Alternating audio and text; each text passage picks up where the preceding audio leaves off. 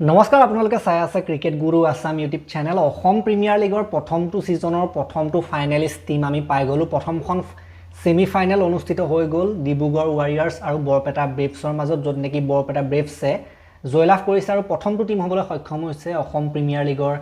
ফাইনেলত প্ৰৱেশ কৰা গতিকে আৰু এখুজহে আছে বৰপেটা ব্ৰেভছৰ কাৰণে যথেষ্ট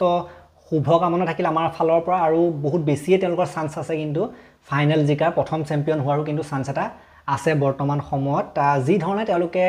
পাৰফৰ্মেন্স দিলে সেমি ফাইনেলখনত যথেষ্ট ভাল পাৰফৰ্মেন্স আছিলে বোলিংৰে সৈতে প্ৰথমতে আমি দেখিল যে ৰানে কৰিবলৈ নিদিলে বৰ বিশেষ আৰু বেটিংৰে সৈতে ভাল বেটিংয়ে মোটামুটি কৰি লৈছে বুলি আমি ক'ব লাগিব সো কিছুমানে এই ক্ষেত্ৰত ক'ব পাৰে যে অসম প্ৰিমিয়াৰ লিগৰ ভিডিঅ' ইমান দিন কিয় অহা নাছিল মই নিজে নাই চোৱা নিজে চাবলৈ সময় পোৱা নাই আৰু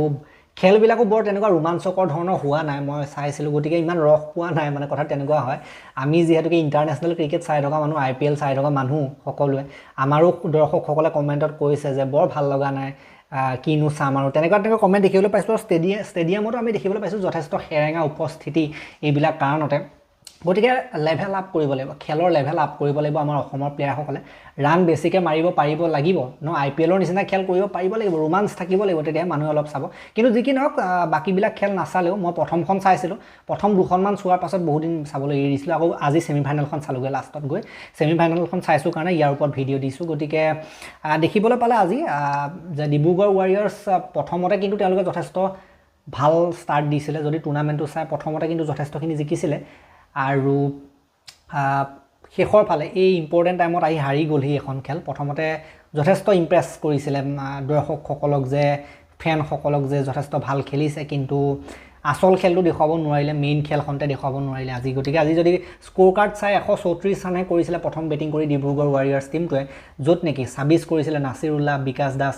5 দিৱিজ পাঠক 27 ঋতুৰাজ বিশ্বাস 11 আয়ুষ আগৰৱালে এটা ভাল ইনিংছ খেলিছিলে 29টা বলত 45 বাকি বৰ বিশেষ তেনেকুৱা ৰান আপোনালোকে দেখিবলৈ নাপায় বাকি উইকেটৰ কথা ক'বলৈ গ'লে তেওঁলোকৰ এটা উইকেট লৈছিলে সৌৰভ কুমাৰ গুপ্তা এটা ৰাজেশ প্ৰসাদ এটা অৰুণ সোনাৰ এটা বিকিৰণ দাস আৰু দুটা প্ৰাঞ্জল পল এনেকুৱা ধৰণৰ উইকেট আমি দেখিবলৈ পাইছিলোঁ বাকি যিটো ৰানচেছটো আমি ভাবিছিলোঁ যে সহজতে প্ৰাপ্ত কৰিব বৰ বিশেষ ৰান দিয়া নাই টাৰ্গেট কিন্তু এবাৰ আমি অসম প্ৰিমিয়াৰ লিগত এটা কথা দেখিছোঁ যে অকণমান যদি কম স্কোৰো হয় 140 150 160ও হয় হেতুতে যুদ্ধ হৈছে হেতু টাৰ্গেটতে কিন্তু যথেষ্ট যুদ্ধ হৈছে আজিও দেখিবলৈ পালে যদিও বা তেওঁলোকে টাৰ্গেটটো বেছি দিয়া নাছিলে 135 ৰ টাৰ্গেট আছিল কিন্তু হেতু টাৰ্গেট চেছ কৰিবলৈকে 19 নম্বৰ ওভাৰ চুবগৈলগীয়া হৈছে বৰপেটা ব্ৰেভছ দলটোৱে মানে বিধ্বংসী বা মাৰমুখী বেটিং নহয় আৰু আপোনাৰ লাহে লাহে খেলা তেনেকুৱা ধৰণৰ খেল এটা হৈ আছে এদিনীয়া টাইপৰ খেল এটা হোৱা আমি দেখিবলৈ পালোঁ সৌৰভ দিহিঙীয়াক গোটেই ক্ৰেডিটটো দিব লাগিব বৰপেটা ব্ৰেভছ দলৰ যে সৌৰভ দিহিঙীয়া প্ৰথমতে অপেনিং কৰিবলৈ আহি গোটেই ইনিংছটো লৈ গ'ল মানে এক প্ৰকাৰে লৈ গ'ল এটা বৃহৎ স্ক'ৰ কৰিলে অৰ্ধশতকীয় ইনিংছ কৰিলে আৰু টিমক জিকাই আনিছে নট আউট হৈ টিমক জিকাই আনিছে ফিনিছ কৰি আহিছে প্ৰথমৰ পৰা শেষলৈকে থাকি সেইটো ইম্পৰ্টেণ্ট কথা সৌৰভ দিহিঙীয়া এইটো যথেষ্ট এটা ভাল ইনিংছ আছিলে টিমটোৰ ফালৰ পৰা চাবলৈ গ'লে টিমটোৰ দৃষ্টিভংগীৰ পৰা চাবলৈ গ'লে টিমৰ প্লেয়াৰ টিমৰ কাৰণে খেলিছে ন গোটেই টিমৰ দায়িত্ব লৈ খেলিছে গোটেই টাৰ্গেট চেছ কৰা গোটেই দায়িত্ব নিজৰ কান্ধত লৈ পেলাই টিমটোক আগবঢ়াই লৈ গৈছে সেইটো কাৰণে সৌৰভ দিহিঙীয়া বেটিংটো মানে ভাল বুলি আমি ক'ব পাৰোঁ ইমান মাৰমুখী নহয় ইমান বৰ বেছি এটেকিঙো নহয় কিন্তু তথাপিতো টাৰ্গেটটো যেনেকৈ কম আছিলে যিমান টাৰ্গেটটো চাই এইটো ইনিংছ ঠিকে আছে 53টা বলত 63 কৰিছিলে সৌৰভ দিহিঙীয়া 6টা 4 এটা 6 দেন ঋষিকেশ দাস 6 কুণাল শৰ্মা 8 গৌৰৱ ঠাকুৰে 1 মাজক এটা অলপ সোনকালে গৈছিলে অভিলাষ মৰিয়াই ভাল খেলিলে 29টা বলত 37 বাকি প্ৰাঞ্জল পল 8টা বলত 2 আৰু অৰুণ সোণাৰ 4টা বলত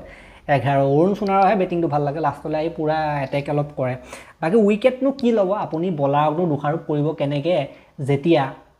টাৰ্গেটে ইমান কম আছিলে টাৰ্গেটটো অকণমান যদি বেছি থাকিলেহেঁতেন 170 মান টাৰ্গেট থকা হ'লে আজি কিবা এটা হয়তো চান্স আছিলে কাৰণ 137এ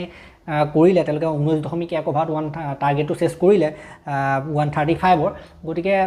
আৰু যদি আপুনি চাই ইয়াত যদি 20 ৰান মান থাকিলে 20 ৰান নহয় 30 ৰান মান থাকিলেহেঁতেন 30-40 ৰান মান আৰু লাগিছিলে মানে ধৰক 160 170 হোৱা হ'লে আজি হয়তো ডিব্ৰুগড়ে কিবা এটা কৰিব পাৰিলেহেঁতেন বাকী উইকেট দুটা সিদ্ধাৰ্থ বৰুৱা দুটা দৈক্ষ দাস আৰু এটা ঋতুৰাজ বিশ্বাস